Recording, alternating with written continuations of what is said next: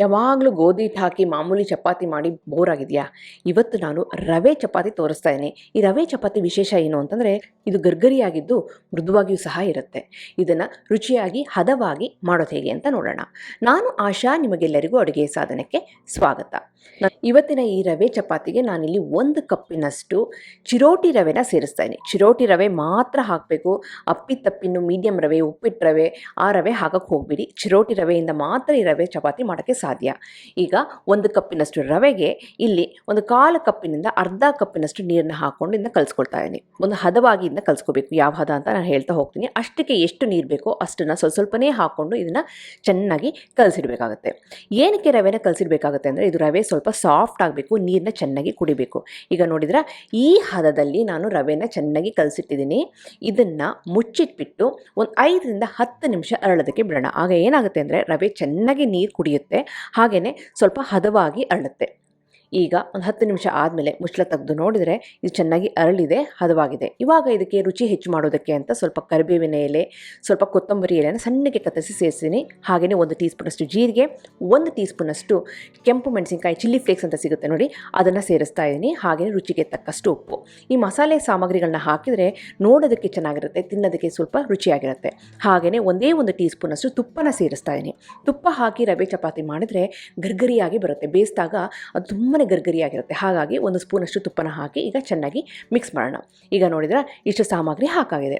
ಇಷ್ಟರಲ್ಲೇ ಹಾಕಿದರೆ ರವೆ ಚಪಾತಿ ಅಷ್ಟು ಚೆನ್ನಾಗಿ ಬರೋದಿಲ್ಲ. ಇದನ್ನು ಬೈಂಡ್ ಮಾಡೋದಕ್ಕೆ ಅಂತ ಇಲ್ಲಿ 1 ಕಪ್ಪಿನಷ್ಟು ಗೋಧಿ ಹಿಟ್ಟನ್ನು ಸೇರಿಸ್ತಾ ಇದ್ದೀನಿ. 1 ಕಪ್ಪಿನಷ್ಟು ಚಿರೋಟಿ ರವೆ, 1 ಕಪ್ಪಿನಷ್ಟು ಗೋಧಿ ಹಿಟ್ಟು, ಇಷ್ಟನ್ನು ಹಾಕಿ ಚೆನ್ನಾಗಿ ಮಿಕ್ಸ್ ಮಾಡೋಣ. ಸಾಮಾನ್ಯವಾಗಿ ಈ ಹದದಲ್ಲೇ ಚೆನ್ನಾಗಿ ಮಿಕ್ಸ್ ಆಗುತ್ತೆ. ಬೇಕು ಅಂದರೆ ಸ್ವಲ್ಪ ನೀರನ್ನ ಸೇರಿಸ್ಕೋಬೋದು. ಈಗ ಗೋಧಿ ಹಿಟ್ಟು ರವೆನ ಚೆನ್ನಾಗಿ ಕಲಿಸ್ಬೇಕಾದ್ರೆ ಕೈಗೆ ಅಂಟಿದ್ರೆ ಸ್ವಲ್ಪ ಕೈನ ಎಣ್ಣೆ ಮಾಡಿಕೊಂಡು ಈ ರೀತಿ ಚೆನ್ನಾಗಿ ಕಲಸಿ. ನಾನು ಇದಕ್ಕೆ ಎಕ್ಸ್ಟ್ರಾ ನೀರನ್ನು ಸೇರಿಸಿಲ್ಲ. ರವೆಗೆ ಮಿಕ್ಸ್ ಮಾಡಿದ್ದ ನೀರಿನಲ್ಲೇ ಗೋಧಿ ಹಿಟ್ಟು ಚೆನ್ನಾಗಿ ಮಿಕ್ಸ್ ಮಾಡ್ತಾ ಇದ್ದೀನಿ. ಈಗ 1ರಿಂದ 2 ನಿಮಿಷ ಚೆನ್ನಾಗಿ ನಾದಿದರೆ ಇದು ಸಾಫ್ಟಾಗಿ ಚಪಾತಿ ಹಿಟ್ಟಿನ ಹದಕ್ಕೆ ಕರೆಕ್ಟಾಗಿ ರೆಡಿಯಾಗುತ್ತೆ.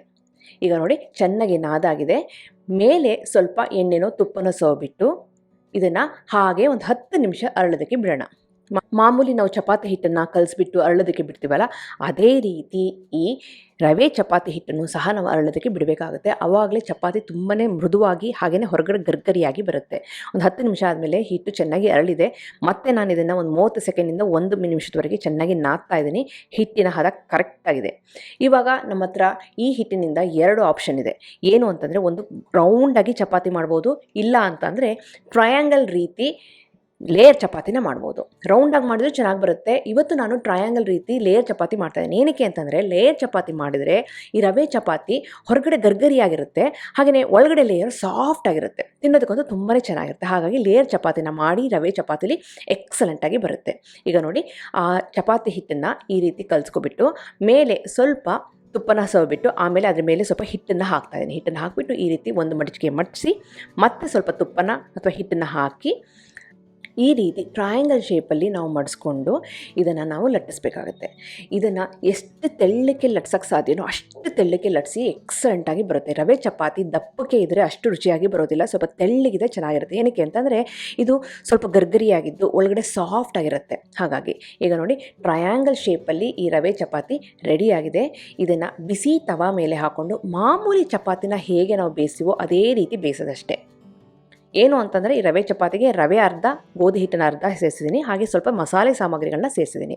ಇಲ್ಲಿ ಫ್ಲೇಮನ್ನು ಹೈಯಲ್ಲಿ ಇಟ್ಕೊಂಡು ಚಪಾತಿನ ನಾನು ಮೊದಲು ಒಂದು ಸಾರಿ ಬೇಯಿಸ್ಕೊಂಡು, ಇವಾಗ ಒಂದು ಕಡೆ ಬೆಂದಿದೆ ಅಂದಾಗ ಫ್ಲೇಮನ್ನು ಮೀಡಿಯಮಲ್ಲಿ ಇಟ್ಕೊಂಡು ಎರಡೂ ಬದಿನೂ ಚೆನ್ನಾಗಿ ಬೇಯಬೇಕು, ಹಾಗೆಯೇ ಗರ್ಗರಿ ಆಗಬೇಕು, ಅಲ್ಲಿವರೆಗೆ ಇದನ್ನ ಬೇಯಿಸ್ಕೋಬೇಕಾಗತ್ತೆ. ಬೇಯಿಸಬೇಕಾದ್ರೆ ಸ್ವಲ್ಪ ತುಪ್ಪನೋ ಎಣ್ಣೆನೋ ಸ್ವಲ್ಪ ಹಾಕಿ ಎಕ್ಸಲೆಂಟ್ ಆದಂಥ ಫ್ಲೇವರ್ ಕೊಡುತ್ತೆ ಈ ರವೆ ಚಪಾತಿ. ರವೆ ಚಪಾತಿಗೆ ನಾವು ಮಸಾಲೆ ಸಾಮಗ್ರಿಗಳನ್ನ ಹಾಕಿರೋದ್ರಿಂದ ಈ ರವೆ ಚಪಾತಿ ಜೊತೆ ಬರೀ ಟೊಮೆಟೊ ಸಾಸ್ ಇದ್ದರೆ ಸಾಕು, ಚೆನ್ನಾಗಿರುತ್ತೆ ತಿನ್ನೋದಕ್ಕೆ. ಮಕ್ಕಳಿಗೆ ಲಂಚ್ ಬಾಕ್ಸಿಗೆ ಟೊಮೆಟೊ ಸಾಸ್ ಜೊತೆ ಕೊಡಿ, ತುಂಬಾ ಇಷ್ಟಪಟ್ಟು ತಿಂತಾರೆ. ಹಾಗೆಯೇ ಈ ರವೆ ಚಪಾತಿ ಜೊತೆ ಇವತ್ತು ನಾನು ಕಾಲಿಫ್ಲವರ್ ಬಟಾಣಿ ಕುರ್ಮಾ ಮಾಡಿದ್ದೀನಿ. Super combination. ಇದನ್ನು ನೀವು ಮನೆಯಲ್ಲಿ ಮಾಡಿ ಹೇಗೆ ಬಂತು ಅಂತ ನಾನು ಕಮೆಂಟ್ ಸೆಕ್ಷನ್ ದಯವಿಟ್ಟು ತಿಳಿಸಿ. ಹಾಗೆ ನೀವಿನ್ನು ಅಡುಗೆ ಸಾಧನೆಗೆ ಸಬ್ಸ್ಕ್ರೈಬ್ ಆಗಿಲ್ಲ ಅಂದರೆ ತಡ ಯಾಕೆ, ಈಗಲೇ ಸಬ್ಸ್ಕ್ರೈಬ್ ಆಗಿ ಪಕ್ಕದಲ್ಲಿರುವ ಬೆಲ್ ಬಟನ್ ಕೂಡ ಟಚ್ ಮಾಡಿ. ನಿಮಗೆ ವಿಡಿಯೋ ಇಷ್ಟ ಆಯಿತು ಅಂದರೆ ಲೈಕ್ ಬಟನ್ನ ಕ್ಲಿಕ್ ಮಾಡಿ, ಫ್ರೆಂಡ್ಸ್ ಆ್ಯಂಡ್ ಫ್ಯಾಮಿಲಿ ಜೊತೆ ಶೇರ್ ಮಾಡಿ, ವಾಟ್ಸಪ್ಪಲ್ಲಿ ಶೇರ್ ಮಾಡಿ. ಮತ್ತೊಂದು ಇಂಟ್ರೆಸ್ಟಿಂಗ್ ರೆಸಿಪಿಯೊಂದಿಗೆ ಭೇಟಿ ಆಗ್ತೇನೆ. ಇಲ್ಲಿವರೆಗೆ thank you, bye bye, see you.